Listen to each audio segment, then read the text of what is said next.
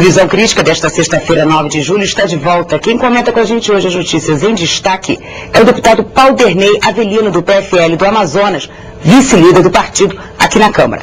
Deputado, só para a gente concluir esse assunto, para ficar esclarecido como é que foi essa história da sessão que não permitiu a votação da LDO e assim adiou o recesso. Está aqui. Impasse com o Rio adia a votação da lei orçamentária. Um impasse entre o Banco do Brasil e a Prefeitura do Rio impediu a votação na noite de ontem no relatório da LDO. O texto estava pronto para ser votado em sessão conjunta do Congresso, quando o deputado Rodrigo Maia, do PFL do Rio, obstruiu os trabalhos, acusando o Banco do Brasil de reter parte dos depósitos judiciais a que o município fluminense tem direito. Como não houve acordo, a sessão foi suspensa e transferida para terça, adiando o recesso. O senhor estava dizendo que ele se utilizou do seu direito, é claro, do regimento, pediu a verificação. Agora, há aqui um comentário que se cada um quiser trazer questões paroquiais, não se vota nada. Queria que o senhor comentasse essa crítica que fizeram ao comportamento do deputado Rodrigo Maia. Eu, de forma nenhuma, nós podemos criticar o deputado Rodrigo Maia pela forma como ele se teve durante a sessão. O partido ficou solidário a ele, como é solidário. O pleito, a meu ver, é justo, porque configura-se nesse fato aí, não é a primeira vez, diga-se de passagem, as prefeituras do PFL estão sendo retaliadas politicamente e orçamentariamente pelo governo federal.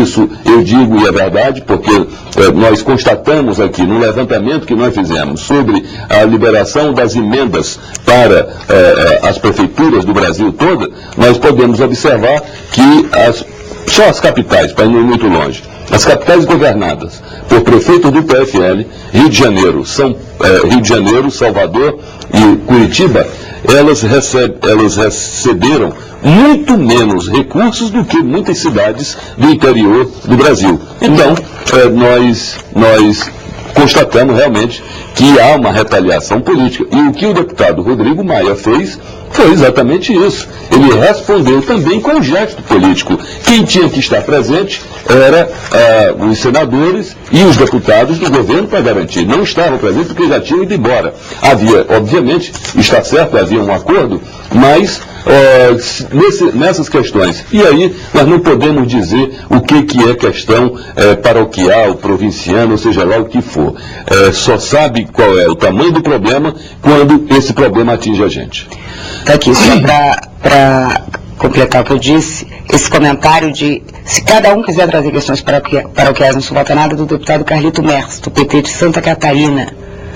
Eles bravejavam na porta do plenário do Senado, dizendo que os trabalhos do Congresso foram paralisados por um moleque que defendia interesses próprios. Rodrigo é filho do prefeito do Rio, César Maia. Mas independente da condição de ser filho do prefeito do Rio de Janeiro, o deputado teve a sua votação total, foi na cidade do Rio de Janeiro, ele representa o povo do Rio de Janeiro e ninguém pode dizer que a atitude dele foi uma atitude irresponsável. Ele usou o regimento do Congresso Nacional e é um recurso legítimo que, seja o PT na oposição, seja o PFL na oposição, usa e sempre usou. Resultado, todo mundo aqui de volta na terça-feira. Para votar. Como eu disse, não tem problema nenhum. Voltaremos todos.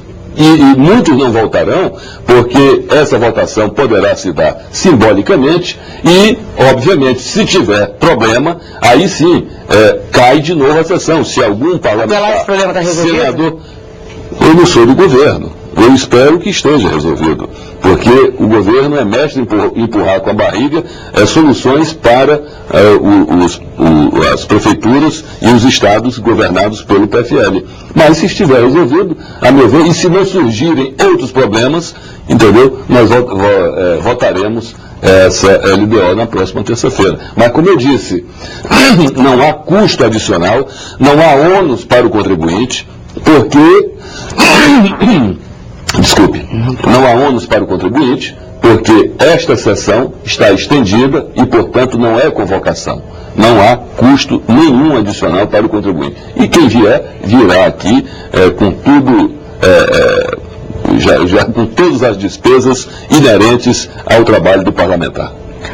Bem, agora vamos a uma notícia importante para os consumidores de planos de saúde. Primeira página de todos os jornais. O PROCON está recomendando pagar 11,73% de reajuste a planos. Ele recomenda que os seguros de planos de saúde com contratos anteriores a 1º de janeiro de 99, que receberam reajuste abusivo, paguem as mensalidades por meio de depósito extrajudicial até que a Agência Nacional de Saúde Suplementar entre em acordo com as administradoras. O reajuste deve ser de 11,73%. O PROCON considera o calote arriscado, pois os serviços podem ser suspensos. Aqui, clientes de planos devem recusar reajuste, mas comprovar depósito. Deixar o dinheiro numa conta e avisar a operadora evita a suspensão do serviço. O recado está dado. O recado está dado. Esse é um problema grave. Nós temos aqui uma lei em tramitação. Realmente é uma questão que precisa ser avaliada com muita responsabilidade, critério, porque se o governo brasileiro não concede, desculpe, esse é o resultado aí do trabalho da semana. Um serviço de saúde adequado, obviamente as pessoas têm que buscar um plano de saúde. E já não bastasse a excessiva extração tributária que o governo impõe ao contribuinte, que é absurda para se chegar a essa carga tributária, que alguns estudos indicam 40%, mas eu acho que está em torno de 38%. Este ano aumentará mais um ponto percentual. Isso vai acabar numa carga nominal em torno de 50%, que é um absurdo. E o governo não faz a sua parte, atendendo a população com serviços de saúde. Aí todo mundo tem que correr para um plano de saúde. E aí, já viu. Vamos voltar a notícias boas? Acabei de achar uma aqui no Globo. Idosos poderão fazer viagem interestadual de graça. A medida vale a partir de agosto. Serão beneficiadas 11 milhões de pessoas com 60 anos ou mais e renda até 2 mínimos. A partir do dia 1º de agosto, idosos com 60 anos ou mais e com renda igual ou inferior a 2 salários mínimos terão direito a assentos gratuitos nas viagens interestaduais de ônibus, de trem e de barcos. O benefício já estava previsto no Estatuto do Idoso, que foi sancionado há 9 meses e só dependia da regulamentação para entrar em vigor. Ontem, um decreto publicado no Diário Oficial estabeleceu as regras que vão beneficiar 11 milhões de idosos em todo o país. Para obter a passagem, o idoso com mais de 60 anos deve apresentar um documento com a carteira de identidade. Para comprovar a renda igual ou inferior a 2 mínimos, será preciso apresentar um dos seguintes documentos: carteira de trabalho, contra-cheque, carnê de contribuição do INSS, extrato de pagamento do benefício ou declaração fornecida pelo INSS, documento emitido pelas secretarias estaduais ou municipais de assistência social. Como fazer?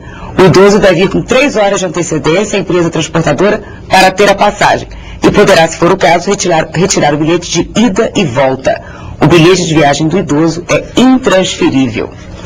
Está aí o Estatuto do Idoso que começa a ser praticado. É isso aí. Estatuto do Idoso, esse votado aqui. É uma dívida, né, que o país, no Congresso Nacional, enfim, começa a quitar com os mais vividos que tanto já deram para esse país. Com a sua licença, deputado, nós vamos interromper novamente a nossa conversa para um breve intervalo. Você em casa já sabe que a gente volta rapidinho.